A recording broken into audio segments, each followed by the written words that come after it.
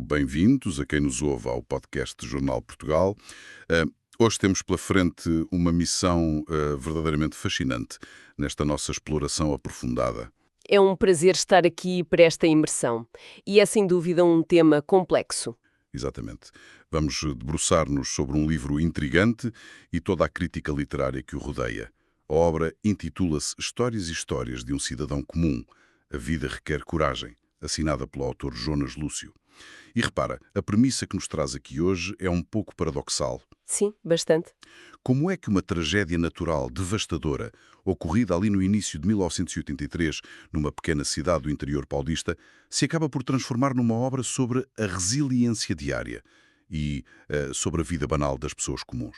Pois, e mais do que isso, por que motivo um livro que na sua aparência soa tão simples e cotidiano consegue dividir de forma tão vincada as opiniões dos críticos literários? Bem, vamos lá desconstruir isto. Para percebermos a obra, e antes sequer de entrarmos na polémica literária, temos primeiro de perceber o homem por detrás dela. O que vamos examinar hoje vai, de facto, muito para além de uma mera autobiografia convencional. Na verdade, estamos perante um retrato fragmentado da sociedade. Construído através de uma manta de retalhos, não é? Exatamente. Episódios, memórias soltas e encontros casuais. É uma obra que tenta espelhar a vida, mas não através daqueles grandes arcos narrativos heróicos a que a literatura clássica nos habituou. Aquela coisa épica. Lá está. É espelhada através das pequenas interações, das dores silenciosas e, sobretudo, daquelas amizades profundamente peculiares que nos sustentam quando o mundo à nossa volta parece desabar por completo. E o mundo dele desabou mesmo.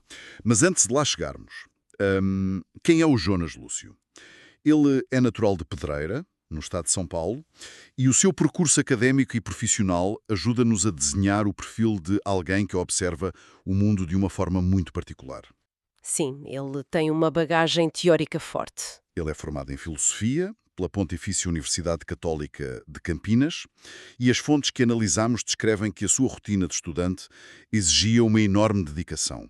Ele apanhava o autocarro na Avenida Glicério, Naquelas noites frias e desertas do início dos anos 80. nem mais, rumo ao antigo Solar do Barão, um edifício histórico lindíssimo na região. E mais tarde, estudou também Psicologia na Universidade de São Francisco. Tudo isto, nota bem, enquanto construía um longo percurso como funcionário público, um cargo que ele assumiu em agosto de 1982. Portanto, temos aqui um homem com uma densidade intelectual sobre a condição humana bastante assinalável. Exato. Mas a vida dele, e consequentemente a espinha dorsal desta nossa análise, é marcada por um ponto de viragem absolutamente brutal e imprevisível. Sem dúvida. O evento central que molda a resiliência do autor e que serve de catalisador emocional para toda a narrativa ocorre no dia 1 de fevereiro de 1983. Um dia negro? Muito negro. O livro e os recortes da época são muito claros a descrever o contexto. Era o dia da tomada de posse dos prefeitos, ou presidentes da Câmara, como diríamos cá em Portugal, que tinham sido eleitos no ano anterior. E o tempo estava péssimo. Chuvas torrenciais, daquelas que mudam literalmente a geografia de um lugar, assolaram a região e provocaram um deslizamento de terras na cidade de Pedreira. E foi esse deslizamento de lamas e pedras que atingiu em cheio a casa dos pais de Jonas, o Benedito e a de Jenny. Ambos foram soterrados e acabaram por perder a vida nessa tragédia. Num ápice, o Jonas e os seus irmãos viram-se confrontados com o impensável, com a fragilidade absoluta da existência. E é exatamente a partir deste trauma indescritível que a narrativa ganha a sua verdadeira força motriz. Porque o que sobressai não é uma ode à morte ou ao luto paralisante. Não, de todo. É sim uma exploração sobre o que vem a seguir, sobre o dia seguinte. Como é que se acorda no dia a seguir a perder os pais desta forma? O que é fascinante aqui é a forma como este trauma colossal se conecta com o tema central da obra de uma forma quase prosaica. Prosaica, sim. Conclusão a que o autor e o seu círculo íntimo de amigos chegam é profundamente humana e, lá está, desprovida de grandes epifanias místicas. A vida, concluem eles, não é uma linha reta em direção ao progresso. Eles usam uma metáfora musical, certo? O livro cita de forma muito feliz a metáfora de uma música do Chico Buarque. A vida é uma roda gigante. Ora, se está no topo a ver a paisagem, Ora, se está lá embaixo a raspar no chão. É um círculo de constante movimento, impiedoso, que exige de todos nós uma paciência inesgotável e, claro, uma capacidade contínua de reconstrução. É uma perspectiva muito terra a terra, uma aceitação clara de que não controlamos quase nada. E repara, isso leva-nos diretamente ao cerne do debate literário que a crítica levanta em relação a esta obra. O tal debate sobre a simplicidade versus a superficialidade. Exatamente. O livro divide opiniões precisamente por causa da forma da embalagem em que esta mensagem é transmitida aos leitores. O estilo de escrita de Jonas Lúcio é frequentemente descrito nas críticas como sendo coloquial, direto e completamente sem adornos eruditos. Precisamente, o texto opta por uma linguagem que qualquer pessoa consegue ler e interpretar de imediato. Assume um formato nitidamente episódico. Quase como crónicas. Sim, quase como uma coleção de pequenas crónicas independentes que se vão somando, em vez de um romance clássico com um enredo contínuo. E, para te ser sincero do meu ponto de vista, é aí que reside uma das suas maiores virtudes. Entusiasma-me imenso ver como essa simplicidade derruba o pedestal do autor e aproxima o texto de quem o lê. Não há barreiras linguísticas. Mas compreendes por que motivo isso gera atrito, não é? Percebo. Mas quando o autor fala do cidadão comum, ele usa efetivamente a linguagem do cidadão comum. É genuíno. Sente-se que estamos a ouvir um amigo a contar-nos um episódio da vida dele à mesa do café, a partilhar uma dor ou uma alegria mundana. Ele aborda as relações pessoais de forma muito direta. Sim, crua quase, mas falo com uma leveza que torna a imersão na leitura muito convidativa e natural para quem nos ouve ler os certos. Compreendo perfeitamente esse apelo. Mas temos de olhar para o reverso da medalha, que é precisamente o que gera a contradição e atrai as críticas menos favoráveis nas fontes que estudamos. Os críticos não perdoam. Vários apontam que essa aparente despertensão traz um custo elevado para a qualidade literária da obra. Ao tratar temas pesados como a desigualdade social latente, o preconceito e até os próprios dilemas internos do luto com uma roupagem tão leve e fragmentada, o autor parece recusar-se a mergulhar numa análise mais densa. Fica pela rama, dizem eles. Seja uma análise psicológica ou filosófica, para um extrato de leitores mais exigentes ou para a academia, que procura uma exploração profunda dos motivos humanos, o livro pode deixar a frustrante sensação de que apenas arranha a superfície. Pois. A crítica argumenta que as personagens carecem de tridimensionalidade emocional nas páginas, o que pode prejudicar a coesão dramática da narrativa. Mas, repara, não sentes que exigir essa tridimensionalidade clássica pode ser falhar completamente o ponto do livro? Em que sentido? Custa-me a crer que um autor com uma formação académica assinalável em filosofia e psicologia, lembremos-nos do percurso dele, escreva de forma considerada superficial por mero acidente ou por falta de capacidade técnica. Tem de haver uma intenção deliberada por trás desta recusa em complicar a narrativa. Isto levanta uma questão importante, de facto. Essa tensão entre a expectativa do crítico e a intenção do autor é o clássico debate em torno da autoficção e das microhistórias. Exato? Será que essa aparente superficialidade é um defeito de execução ou será uma escolha arquitetada pelo autor? Ao manter as personagens e as situações num nível mais acessível, focado na ação cotidiana em vez da introspeção profunda, o autor pode estar a tentar retratar uma visão coletiva da sociedade. Faz todo sentido. A mensagem subjacente pode ser a de que a dor, a superação e o ato de existir não precisam de justificações filosóficas intrincadas para serem reais. A verdadeira sobrevivência humana faz-se na rotina, na banalidade. E é aqui que a coisa se torna mesmo interessante, porque quando olhamos de perto para essa tal rotina banal e para a apregoada simplicidade, deparamos com o círculo de amigos do autor. E que amigos?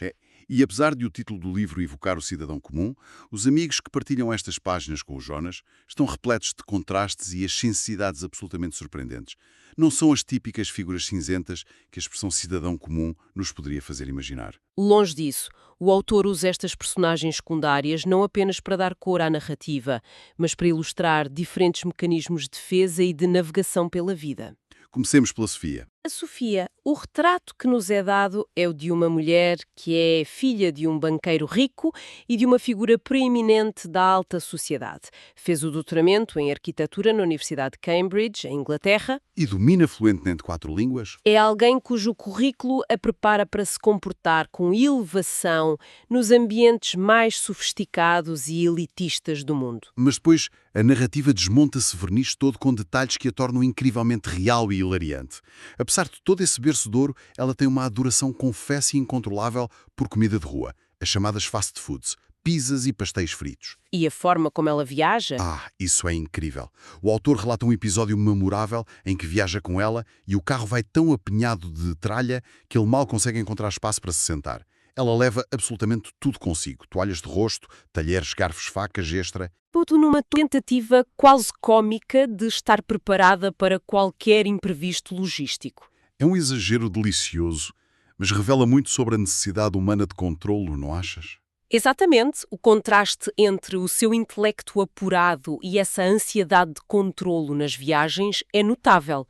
No entanto, por trás dessas excentricidades, o autor destaca aquela que considera ser a sua maior virtude, a paciência emocional. Que é algo muito raro hoje em dia. A capacidade rara de aguardar com calma, de saber lidar com frustrações diárias e adversidades sem ceder à irritação cega. É uma habilidade vital para se sobreviver à tal roda gigante da vida de que falávamos. A Sofia representa a resiliência através da calma e do planeamento obsessivo.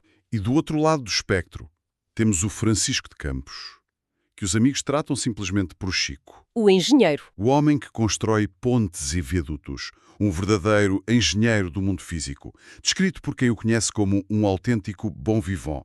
Ele adora o perigo dos ralis e mora à beira-mar. Mas o episódio que o define no livro é a sua participação no Rally dos Sertões. Uma prova duríssima. Para o nosso público que não conhece, é uma prova automobilística extenuante de 10 dias pelo interior do Brasil. A dada altura, o Chico parte 3 dedos da mão esquerda. E desloca o ombro. Desloca o ombro durante a prova. E o que é que ele faz perante isto? Desiste e chama a equipa médica? Não. Ele suporta a agonia pura apenas pelo prazer quase heróico e irracional de conseguir cruzar a linha da meta. A narrativa descreve que ele só se permitiu sentir a dor desababando quando o médico finalmente lhe colocou o ombro no sítio. O Chico é a personificação da resiliência levada ao extremo físico. O autor parece usar este episódio para traçar um paralelismo subtil. Que paralelismo! Tal como o Chico força o seu corpo quebrado a chegar à meta, ignorando a dor aguda, também o Jonas teve de forçar a sua mente quebrada a continuar a viver após a perda trágica dos pais. A dor física do amigo mascara e espelha a dor emocional do autor. Não há. É uma imagem muito forte. E depois, em contraste total com esta entrega ao perigo físico, o livro apresenta-nos a Leonora. A Leonora é um perfil psicológico fascinante e cheio de dualidades. Estudou medicina nos Estados Unidos, também oriunda de uma família abastada, com o pai a viver em Londres. Mas o paradoxo da Leonora reside aqui. Ela tem o curso de medicina, mas nunca exerceu a profissão porque tem um pavor absoluto e irracional de sangue. Tirou o curso superior apenas por imposição do pai, para cumprir uma expectativa familiar. E as contradições dela não ficam por aqui. A Leonora é do signo Sagitário e o autor diverte-se a descrevê-la com todas as características estereotipadas dos exploradores natos. É aventureira, adora a liberdade incondicional, percorre a América do Sul até Santiago do Chile apenas para passear numa rua específica. A Rua Paris-Londres. Mas, em simultâneo com todo este currículo de viajante do mundo, é aquela pessoa que afirma perentoriamente que o melhor lugar do mundo, sem qualquer margem para dúvida, é o interior da sua própria casa. Essa dualidade enriquece imenso o leque de personagens.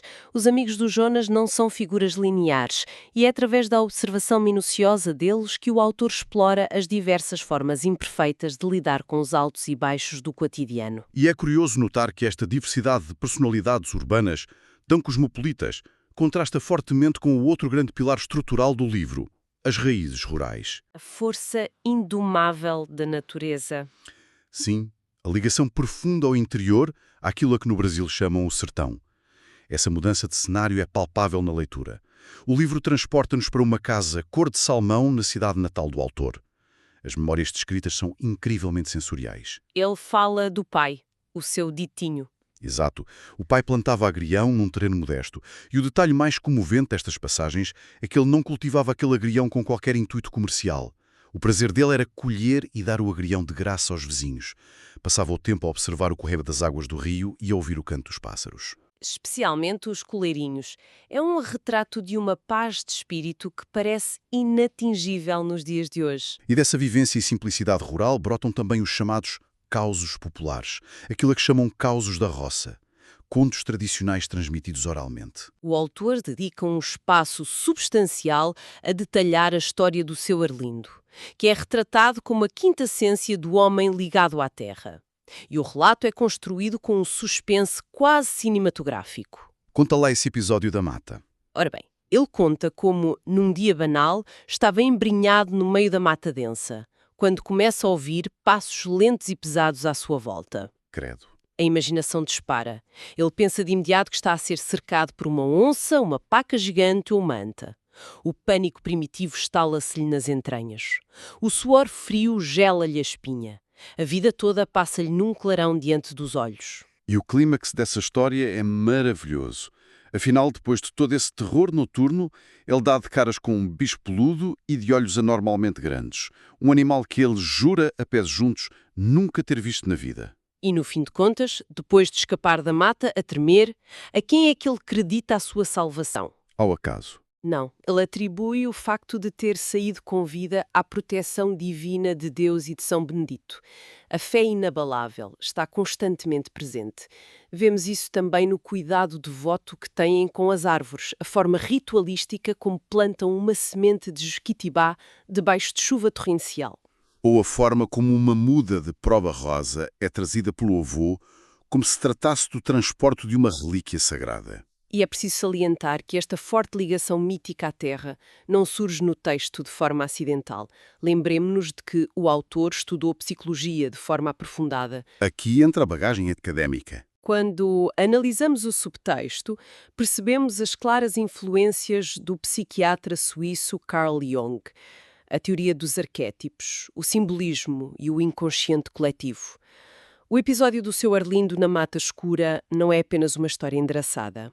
Numa leitura junguiana, representa o confronto humano com o desconhecido, com a sombra, com os medos atávicos que todos partilhamos.